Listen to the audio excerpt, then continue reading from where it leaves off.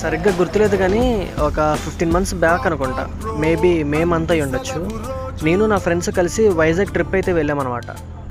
నాకు వైజాగ్ అంటే చాలా ఇష్టం. ఎంత ఇష్టం అంటే ఇప్పుడు మన పరిస్థితి బాగోకపోతే మనం తిరుపతి ఎలా వెళ్తామో అలా నా మనసు బాగాలేనప్పుడల్లా నేను వైజాగ్ వెళ్తాను అనమాట.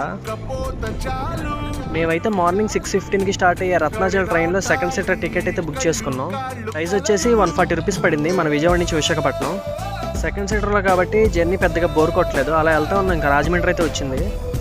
ఎందుకో తెలియదు కానీ రాజమండ్రి రాగానే బాడీలో అదో రకమైన వైబ్స్ అయితే వస్తాయి నాకు. సో అప్పటికి టైం మేబీ 8:39 అయింది.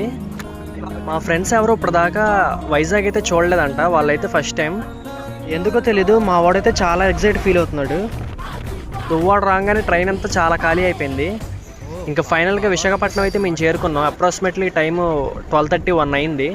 రోజు మేము విశాఖపట్నంలో స్టే చేసి మార్నింగ్ అరకు వెళ్ళాం మేమంతా. దాని గురించి నెక్స్ట్ వీడియోలో చెప్తాం.